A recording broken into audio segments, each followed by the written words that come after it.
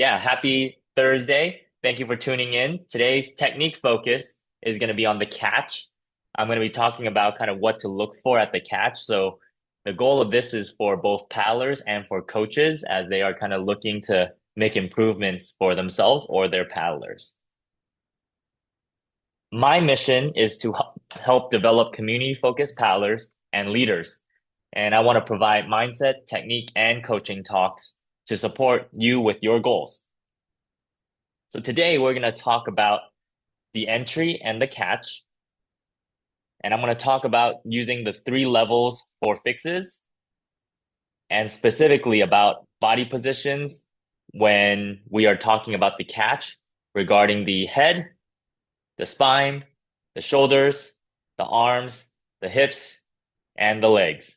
Okay, so just think about kind of going from top to bottom, each of the body parts, how they should look at the catch position. So when we look at entry and the catch, sometimes we talk about them as if they're the same, but they're just a little different. I want to emphasize that it's not about how good you look out of the water. Okay. So you can take a look here at this photo, right? Out of the water, it looks like I have really great hinge and rotation, and it looks picture perfect. It looks beautiful, but that's not really what it's about. It's more about what you look like in the water because that's where it actually matters. All right. So I'm talking about the entry, and the entry is mainly about the paddle going into the water, right? So right now on this picture, the paddle is just about to enter the water, and that's what we talk about when we say entry. The catch is not when it enters. The catch is not when it enters.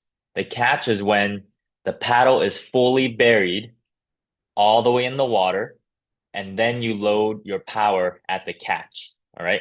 So that's when we talk about entry, that's when when it's going into the water. And the catch is when you are fully buried and then you can load it with power.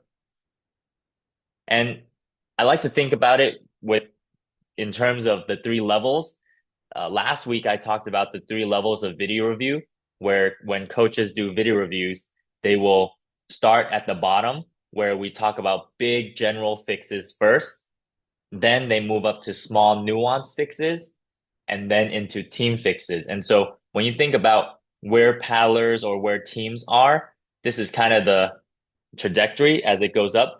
In general, in the beginning, it's a lot of big general fixes for individuals. And so today I'm going to look through using this general fixes lens on specifically just the catch. All right, so first off, let's look at head position. When when you're at the catch, meaning you're in the water, here are some things that you want to make sure you do. You want to make sure your head is neutral, meaning you're looking more or less forward. You're not looking up, you're not looking down or to the side. You want to make sure you're looking forward, kind of like this picture on the right side. All right. You want to focus on a spot in front of you so that as you're taking the stroke, you get to keep that head position more or less facing that spot. What you don't want to do is to bob your head. So some people, when they take the stroke, when they get down into the stroke, they kind of drop their head. Then when they come back up, they kind of throw their head back. I call that the head bob. And you want to control it so that you're not throwing your head around.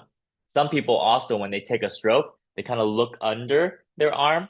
And so they face the other way. Then when they take the stroke, they come back down. And so all of this extra head movement can be prevented by looking at a specific spot. Okay. Also, make sure you don't look at the water. And I showed you here, this is a picture of me looking downwards into the water. And you don't want to do that. All right. So this is the head position. At the catch, you want to make sure you're looking straight, looking forward, and that you're focused on a spot. Next up is the spine position. You want to sit tall and straight. All right. So you don't want to be hunched over. You don't want to be leaning down. You want to be sitting tall. So with good posture as you take the stroke. You want your chest tall and you want to sit up. You should have your head, your shoulder, and your hips all aligned on your seat so that it's all one solid unit. All right. You don't want to hunch or curl your back. So when you set up into that catch, and keep in mind here, I'm still out of the water. In the water, you still want to make sure these things are true, that your spine is straight. You don't want to take the stroke and then curl your shoulder, right? So curling would be like a cat where you like put energy up the back to take the stroke. You don't want to do that. You also don't want to shrug your shoulders. So when you take the stroke, that you bring your shoulders up. You want to keep the shoulders down, chest tall, and everything aligned with good posture. All right, so that's the spine position, making sure those are all straight. You also don't want to be leaning excessively in or out the boat. All right, so what that means is when you're taking the stroke, you don't want to be tilted, right? If your spine is kind of tilted at a certain angle because you're leaning. And so sometimes when you're on an outrigger on a one man by yourself, maybe you're leaning left a lot. That's not going to be great for your spine, right? Or maybe on the dragon boat, you're taking a stroke and you're leaning far outside the boat to get extra weight. That isn't going to be great for your spine position either. All right. So make sure that spine is straight, chest is tall, and head, shoulder, and hips are in good alignment, right? Next up is your shoulder position. When I look at the catch and I look at shoulders, I want them to be staggered. And I use that term mainly to say that one shoulder has to be forward and the other shoulder has to be back. Take a look at this photo here, right? The blade is fully in the water right here, and I'm looking at my shoulders. My left shoulder is forward and my right shoulder is back. You can see the logo behind my back. And so that's what I mean when I say stagger the shoulders. And oftentimes when people focus on the catch, they actually mostly focus on the bottom arm reaching forward or bottom shoulder coming forward. We often forget to remind our paddlers to also bring the top shoulder back because they work together, they pivot, right? And so sometimes people focus on the reach just only on the bottom arm, but then they forget, oh yeah, if I actually focus on my top shoulder coming back, that'll open up my rotation as well. And so keep that in mind when you're looking at your catch position. Are your shoulders swiveling and rotating back and forth? The goal is to show your back to the outside. So if you're on the dragon boat, you want to show your PFD or your back to the outside of the boat. All right. Here's what you shouldn't do. You don't want to derotate early. And this is usually a consequence of reaching too far. When people reach too far or they look good out of the water, and myself included, when I reach too far and then try to enter, usually I'm derotating in the air versus needing to be in the water first, fully caught, and then derotating, right? So you don't want to derotate the shoulders before your blade is fully in the water. You also don't want to compromise your spine position. So if you look here at this photo that I'm mostly still centered, you don't want to be leaning so far outside the boat that it compromises your spine position. And what I mean is that sometimes some people focus on lowering their shoulder down towards the water so much that they're tilted this way. And if they're tilted this way, tilted at an angle, you're not in as strong of a position anymore, right? So that's the shoulder position. In terms of arms, during the catch, I want both arms to be extended and relatively straight. Okay. There's multiple different drills for this, but the idea is to keep your arms straight. You can take a look here on my bottom arm, mostly straight. Top arm, I like it actually a little bent. I say like 160 to 170 degrees, so it's kind of like a soft bend, not locked out, but a soft bend here for the top arm. Bottom arm is fully straight. And another thing to note is that the top arm at the catch should be kind of eye level and parallel to the water, right? So it's not high up above you and it's not low below you. it should be right around eye level, and it should be flat, parallel to the water. Okay, and that way you can now derotate and push through the stroke. All right, so that's the arm position. You don't want to bend the arms, either the bottom arm or the top arm. Usually bottom arm, a lot of people will bend because they end up pulling with their biceps, right? So right here, the goal here is to keep this bottom arm straight so that you're using your back and your lats as opposed to pulling with your biceps. On the top hand, sometimes when people don't extend their hand away from them, here it's too close. And now they're using more their shoulders to drive the stroke as opposed to the rest of their back. Some people also, when they set up, they tend to point their elbows to the sky and they open up their armpit. You don't want to do that at the catch. You want it parallel, straight, and strong. Okay. The next position is the hip position. When I talk about the hips, the idea is that you want to be shifting your hips back and forth. All right. And notice it's your hips doing the work that then leads the shoulders to also rotate. You don't want to focus on the top and just rotate the top without focusing on the bottom. It should all come from the core and the hips first. And so when you set up for your stroke, I'm looking for your outside hip to go forward and your inside hip to go back, similar to your shoulders, right? Your outside shoulder should be going forward at the catch, and your inside shoulder should be coming back. So all of that should be working in unison and in one piece. For the hip, I also add a hip hinge. So I like to have a forward by 45 degrees to 60 degrees in the catch. So then with the lean, when you take the stroke, you can then sit up with power, right? So look at this photo here. I have a slight degree, 20, 45, somewhere degree angled forward so that when I take the stroke, I can then sit back up with power, right? Here's what you shouldn't do.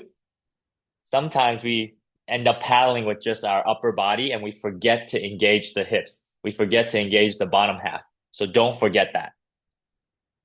Make sure you sit up, okay, so that you don't lose out on power, right? Sometimes if you just sit straight up and you just paddle like so, you're missing that extra hinge forward, getting into this, getting your body weight on the stroke, and then being able to use that body weight and that sit up into adding extra power. So don't forget that. Leg position, the last part, and we're just talking about the catch. What you should do is to press your heel to the bottom of the boat. And I'm using this perg example here, right? Depending on the dragon boats that you have, sometimes they have a ledge below you. I like to press my heel against that, okay? Granted, on this perg here, right, there's not a piece on the bottom. Instead, it's kind of this foot pedal. But I still put my heel on the ground and I try to keep my foot as one solid piece. And the idea is that this way, you're minimizing the number of joints that are in between you pressing power into moving the boat forward. On the OC6 and on the Dragon boat, I like to have my outside heel forward and my inside heel or foot tucked under. So I'm showing it here, right? I'm on the right side, my right foot is extended, my left foot is tucked under so that I can stay stable in my seat. On the OC1, you have both feet forward, but then the goal here is to make sure you're still shifting your hips to kind of adjust the leg position, all right? You don't want to use your toes to push the boat, right? So if you're sitting in the dragon boat and you pointing with your toes on the bottom, this isn't going to be great because every time you apply power, you might leak some power through your heel that's in the air. Okay, it's kind of like driving. If you're driving, you want to put your heel on the ground to push the pedal, right? You don't want to just push the pedal and just be off the ground. You want to minimize the number of inefficiencies to make sure you're pushing the boat as much as possible. Okay, so those are all the kind of positions that I go through just looking at the cat, right? If you're a coach, those are the things that I would ask you to check off as you kind of analyze your paddlers. If you're a paddler, look through to see what you're doing and what you're not doing and see where you can make improvements. Here are some three drills that I have for the entry slash catch, mostly the catch. I first have this in and out drill. Okay, and there's a picture of in and out. The in and out drill is pretty much where you start at the catch with hinge and rotation. So you're in the water, your your blade is fully buried, and you have hinge and you have rotation, and this is the beginning of your stroke. So you're in. Then from that position, you just reverse and you come back out. Okay, so when you come out, the goal is to make sure you're able to hold that position because when you run it in real time, you're going to be going from out into the in and you take the full stroke. So here you're just practicing out of the water, into the water, out of the water, into the water, mainly to make sure that you or your paddler are keeping the position of the rotation and the hinge at that catch. Okay, so that's the in and out drill. The next drill that I have is the push pull drill, but with only hands touching the water. All right, so sometimes we have the push pull drill where you have a paddle in hand. This time there's no paddle. What you're going to do is you're going to have the outside hand touching the water by your hip. Okay, so it's important here that you're touching the water. You want to use that as the cue to go into your catch. All right, so you're going to have your hand by your hip. You're going to rotate and hinge forward, and your hand is going to keep touching the water along the water line all the way to the front of your catch. The key here is that your hand cannot leave the water. That is where your catch should be, and that is the length of your stroke. Right? So you're gonna have your hand by your hip, follow the water line, rotate, go forward, and where you are fully extended and fully hinged and still touching the water, that should be where your catch is. Then you're gonna take the stroke, come back to your hip, and then you're gonna repeat going forward, follow the water line, come back, sit up, follow the water line, go back forward, come back. All right, so that's the push-pull drill with only hands. The last drill that I have is called a segmenting drill, and this is taken from teaching. You're just taking the full movement and you're gonna break it apart. Right, so here I'm taking that catch and I'm breaking it down into the hinge, into the rotate, and then into the catch. Right, so what you're gonna do is you're gonna hinge fully forward first, then you're gonna rotate fully, then you're gonna put your hand down by the water, and then you're gonna relax it back up, and then you do it again. Hinge first, then rotate, then put your hand down into the water, and then relax. So you're gonna keep repeating that, and that's because the segmenting drill.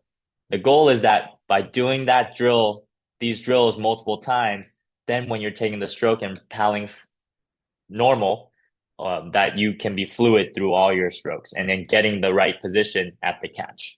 All right. Cool. That concludes the teaching portion. I wanted to invite you all to the paddling school community, which I have online. If you join today, there's a 7-day free trial. You can win prizes, money prizes at the end of each month. You'll also get weekly workouts and access to courses about paddling and all of these talks as well. And get in before prices go up. Here's the link. And I want to thank you all for tuning in to this night's Tech Talk. Thank you, everybody.